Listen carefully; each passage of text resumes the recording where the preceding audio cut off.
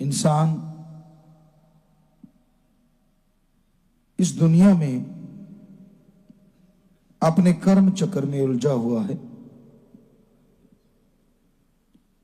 ऐसे भयानक कर्म होते हैं, इंसान को उनका पता भी नहीं होता। 84 लाख जोनियों में जीवात्मा घूमते हुए बिल्कुल आखिर में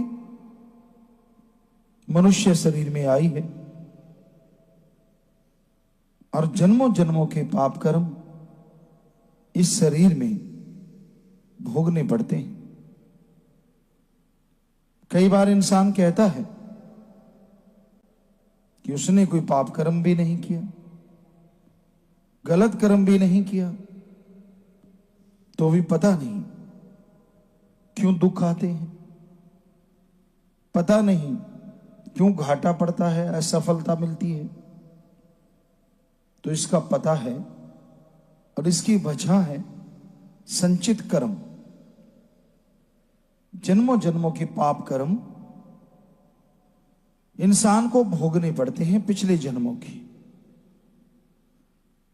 और आपने इस जन्म में कोई बुरा कर्म नहीं किया, लेकिन उन पाप कर्मों को, संचित कर्मों को खत्म करने के लिए सुमरन कितना किया है, क्योंकि सुमरन के बिना वो कर्म कटते नहीं। जब तक आप सुमरन नहीं करेंगे, भक्ति नहीं करेंगे, आपके पाप कर्म नहीं कटेंगे। और फिर जब आप उसे भोगते हैं तो दुख, परेशानियां, असफलता आपको मिलती रहती है। तब आप दोष देते हैं संत पीर फकीरों को, दोष देते हैं उस भगवान को जो सबका भला करता है। संचित कर्मों की वजह से इंसान को दुख पाने पड़ते हैं। कई बार आप सेवा करते हैं, आप सुमरन भी करते हैं थोड़ा, लेकिन आपकी औलाद में या परिवार में कोई ऐसा निकल जाता है जिसकी वजह से आप दुखी परेशान होते रहते हैं, तड़पते रहते हैं कि भाई मैं तो सेवा करने वाला था, मैं तो सुमरन करने वाला था, फिर मेरे बच्चों में ऐसा क्यों हुआ। कुछ हद तक आपका किया गया सुमरन, आपकी की गई सेवा आपकी पीढ़ियों को दुख, दर्द, परेशानियों से बचाती है।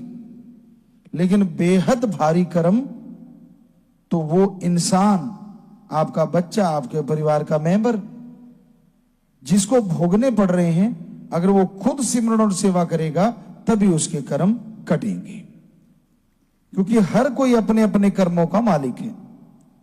तो फिर दोष भगवान को, राम को, अल्लाह, ईश्वर, सतगुरु को ना दो।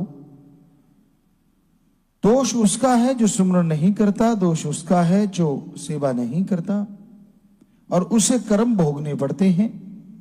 और यही वजह होती है कि कई बार सेवा सिमरन करने वालों के परिवार में किसी को दुख आया, परेशानियां आई और लोग ताने कसते हैं, तो आप तो सत्संगी हो, आप तो राम का नाम लेने वाले हो, आपके सतगुरु ने, आपके राम ने आपकी मदद क्यों नहीं की।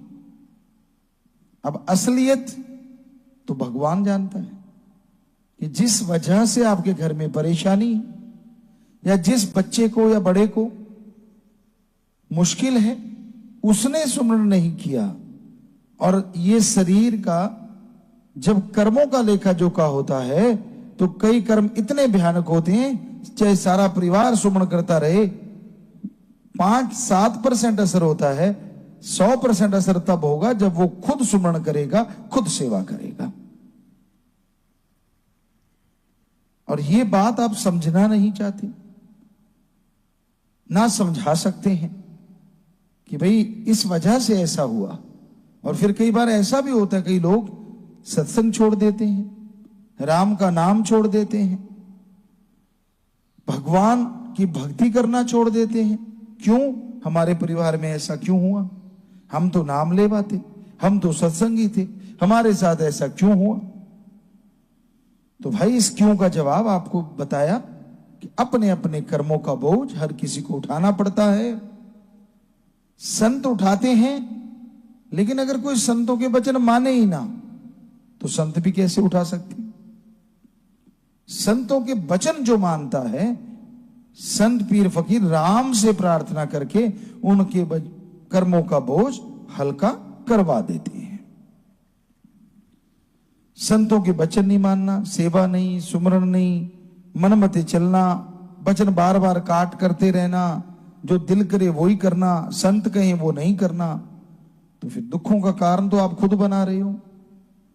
फिर संतों को दोष क्यों देते हो? इंसान की फितरत है, आदत है, इसने किसी न किसी को दोष तो देना ही होता है। खुद को देता नहीं, परिवार को दे नहीं सकता, आस पड़ोस वाले तो झेलेंगे नहीं। हाँ, एक संत होते हैं, एक राम होता है जिसको जो मर्जी दोष देते रहो, उसने कौन सा कुछ गलत कहना है। पर आप भूल जाते हैं, निंदा तो इंसान की बुरी है, निंदा तो मां बाप की बुरी है। और संत पीर फकीर की निंदा के बारे में पवित्र ग्रंथों में, सभी धर्मों में पृष्ठों के पृष्ठ भरे पड़े हैं कि जो जीव करता है उसे यहां वहां दोनों जहान में दुख भोगने पड़ते हैं। कहीं भी चैन नहीं आता, जितने मर्जी जगह बदलते फिरो, जितने मर्जी घूमते फिरो। एक गाना आया था बड़ा, ना जा बरमे नु लेख जान गिनाले। वो कहने का मतलब यही था कि कुछ भी करते फिरो, किधर भी जाओ, आपके कर्म तो आपके साथ जाएंगे ना। ये थोड़ा ना कि आप यहां से चले गए या वहां से चले गए और कर्म यहीं छूट के ना जी ना। आप कहीं भी जाओ, कर्मों का लेखा जोखा तो आपके साथ ही निपटेगा। और आप कहीं जा रहे हैं, हो सकता है ये भी कर्मों का हिस्सा हो, जो यहां नहीं भोग रहे वो वहां जाके अच्छे से भोगने हो। कुछ कहा नहीं जा सकता। इसलिए कोई छुटकारा नहीं सिवाय राम के नाम के, सिवाय सत्संग सेवा के। अगर कर्मों से छुटकारा चाहते हो तो सेवा किया करो, सुमरन किया करो, ताकि आपके संचित कर्म कटते जाएं और आपकी जिंदगी में बहारें चारों तरफ से छा जाएं।